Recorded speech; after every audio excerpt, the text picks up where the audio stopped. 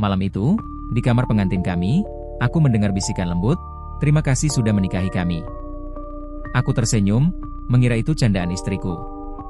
Tapi ketika aku menoleh, hanya dia yang ada di sana, dan bayangan-bayangan samar di sudut ruangan yang seolah menatapku dengan mata tak kasat mata.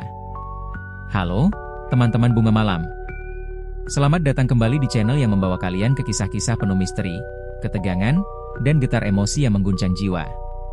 Malam ini, aku akan menceritakan sebuah pernikahan yang berubah jadi mimpi buruk yang tak terlupakan, dihantui bisikan dan bayangan yang tak pernah pergi. Siapkan mental kalian, klik subscribe di channel Bunga Malam, nyalakan lonceng notifikasi, dan mari kita masuk ke dalam cerita yang akan menggenggam hati dan pikiran kalian. Yuk, mulai! Aku, Dika, masih ingat betapa bahagianya hari itu. Aku baru saja menikahi Rani, perempuan yang kucintai dengan sepenuh jiwa. Kami pindah ke rumah tua peninggalan keluarganya, sebuah bangunan kayu di ujung desa yang berdiri megah namun kelam. Dinding-dindingnya dipenuhi ukiran kuno, seperti wajah-wajah yang memandang dalam diam. Cahaya matahari sore menyelinap lewat jendela berdebu, tapi saat malam tiba, udara terasa berat, seolah ada sesuatu yang mengintai dari sudut-sudut gelap. Rumah ini penuh kenangan, kata Rani sambil tersenyum, tapi matanya menyimpan ketidakpastian yang tak bisa kugenggam. Aku mencium keningnya, mencoba menepis firasat buruk yang mulai merayap di dadaku. Malam pertama kami sebagai pengantin seharusnya penuh kehangatan. Kami duduk di ranjang berbalut kelambu putih, diterangi lilin yang berkedip pelan, menciptakan bayangan yang menari-nari di dinding. Tiba-tiba, dari keheningan, aku mendengar bisikan lembut, "Terima kasih sudah menikahi kami." Suara itu lembut namun dingin, seperti angin yang menyusup ke tulang. Aku terkekeh, mengira itu candaan Rani. "Kamu bilang apa tadi, sayang?" tanyaku, memandang wajahnya yang berseri di bawah cahaya lilin. Dia menggeleng, wajahnya polos. "Aku nggak bilang apa-apa, Di." Jantungku berdegup kencang, seolah ada yang salah dengan malam ini. Aku mencoba tersenyum, tapi udara di kamar terasa semakin tebal, menekan paru-paruku. Aku mencoba menenangkan diri, menganggap itu hanya imajinasi yang lelet karena lelah. Tapi saat aku melirik ke sudut kamar, sesuatu bergerak. Bayangan samar, seperti siluet perempuan, berdiri di balik tirai yang bergoyang pelan meski tak ada angin. Bukan hanya satu, tapi beberapa, seolah mereka mengelilingi kami dalam diam. Jantungku seperti dihantam palu. Aku menggosok mata, berpikir itu hanya bayang lilin yang bermain-main. Tapi ketika aku memandang lagi, bayangan itu masih ada, lebih jelas, dengan mata yang seolah menembusku. "Di, kamu kenapa?" tanya Rani, suaranya penuh kekhawatiran. Aku hanya menggeleng, tak ingin membuatnya panik, tapi rasa takut mulai menggerogoti hatiku. Keesokan harinya, aku mencoba melupakan kejadian malam itu. Rani tampak ceria, sibuk mengatur perabot di rumah tua itu, seolah tak ada yang salah. Aku berjalan menyusuri lorong, memperhatikan ukiran di dinding yang kini tampak seperti wajah-wajah yang hidup, mengawasi setiap langkahku. Aku memberanikan diri bertanya, "Ran, rumah ini, ada cerita apa sih sebenarnya?" Dia menoleh, matanya berkilat sesaat sebelum tersenyum tipis. "Cuma rumah tua, Di. Jangan terlalu dipikirin." Tapi nada suaranya tak meyakinkan, dan matanya menghindar dariku.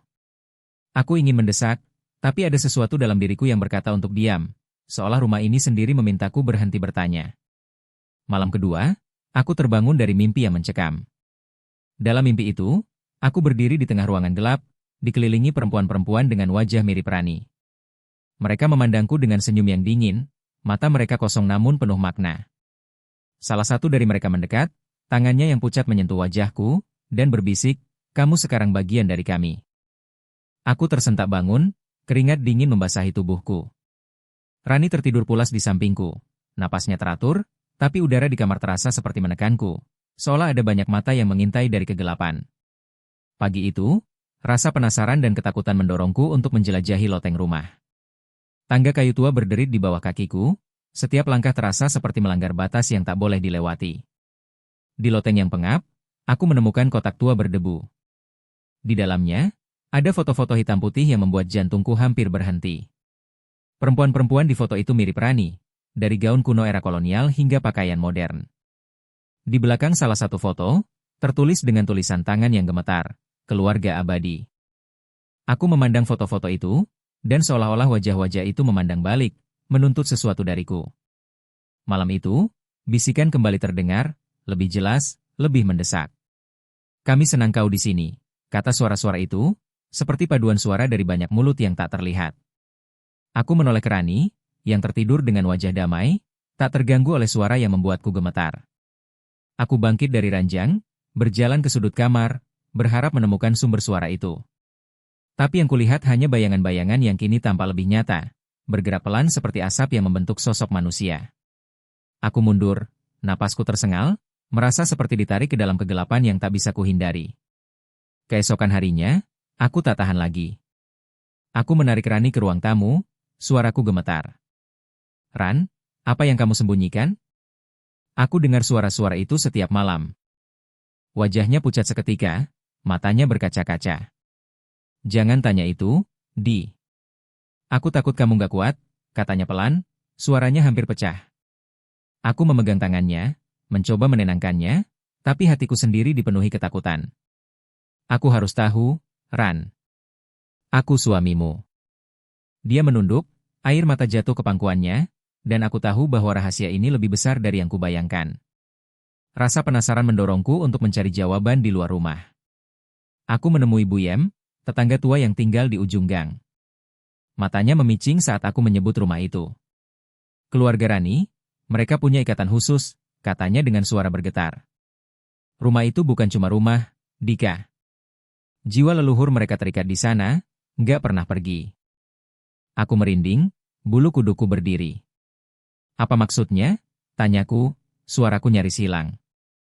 Buya memandangku dengan tatapan penuh simpati. Siapapun yang menikahi keluarga itu, menikahi semuanya, yang hidup dan yang sudah pergi. Aku pulang dengan kepala penuh bayangan mengerikan. Malam itu, aku tak bisa tidur. Bisikan-bisikan itu kini bercampur dengan suara langkah pelan di lorong, seperti kaki-kaki tak kasat mata yang berjalan mendekat. Aku memeluk Rani erat, berharap kehangatannya bisa menahan rasa takut yang menggerogoti. Tapi bayangan di sudut kamar mulai bergerak lebih jelas, membentuk sosok-sosok perempuan dengan gaun panjang. Wajah mereka mirip Rani namun lebih pucat, lebih tua, lebih mati. Aku menutup mata, berdoa ini hanya mimpi, tapi suara mereka terus bergema. Kami menunggumu, Dika. Aku tak tahan lagi.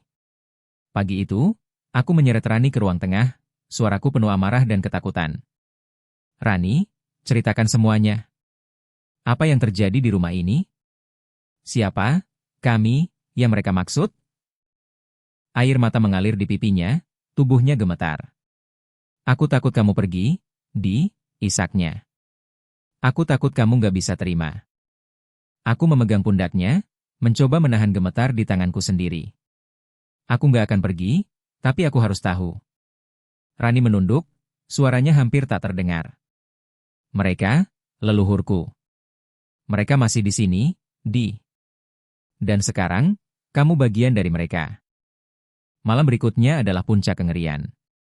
Bisikan berubah menjadi nyanyian lembut namun mengerikan, seperti paduan suara dari dunia lain.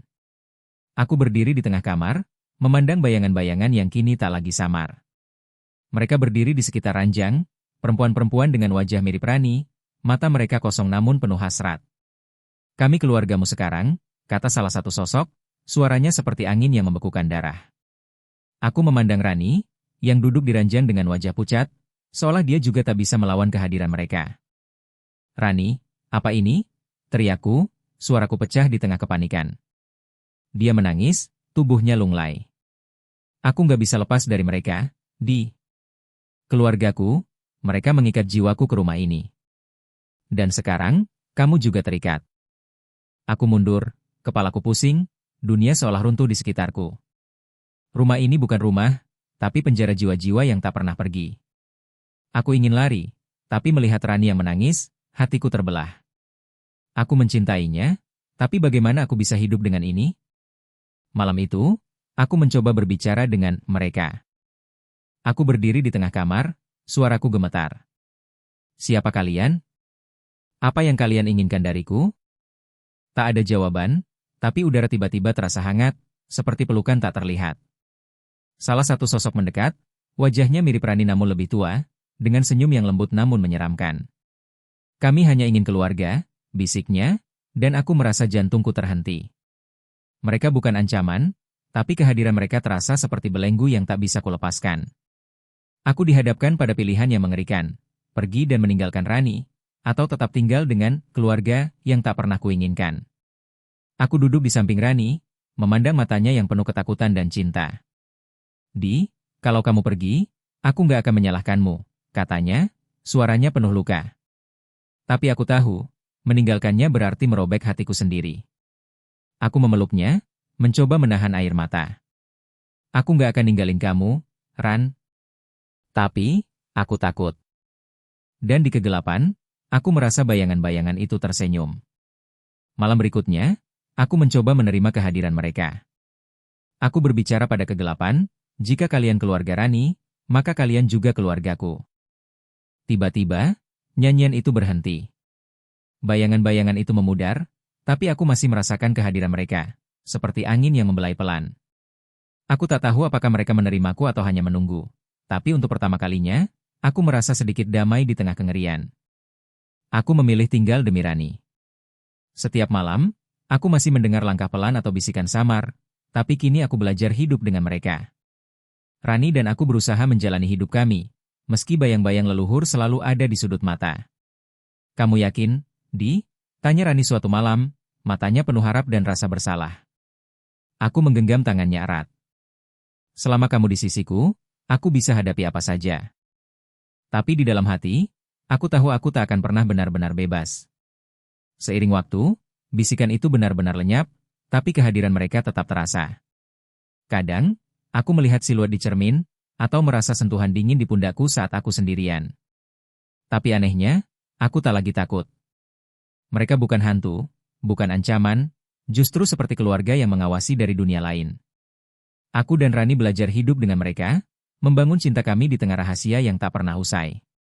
Hidup kami tak pernah normal, tapi cinta kami tumbuh di tengah keanehan ini. Rumah tua itu, dengan segala bayangannya, menjadi bagian dari kami. Setiap malam, aku memeluk Rani, berbisik, aku nggak akan ninggalin kamu, apapun yang ada di sini. Dan di kegelapan, aku merasa mereka mendengar, mengangguk dalam diam, seolah menyetujui ikatan kami. Rumah ini bukan lagi penjara, tapi rumah kami, rumah mereka. Teman-teman bunga malam, cinta terkadang membawa kita ke tempat yang tak pernah kita bayangkan, ke pelukan yang hangat sekaligus dingin seperti kematian. Aku memilih Rani, dan entah bagaimana, aku juga memilih mereka, jiwa-jiwa yang tak pernah pergi. Cerita ini mungkin akan menghantuimu, seperti bayangan yang masih menghantui mimpiku. Share kisah seram atau mengharukan kalian di kolom komentar, like, dan subscribe channel Bunga Malam untuk cerita-cerita lain yang akan mengguncang jiwa.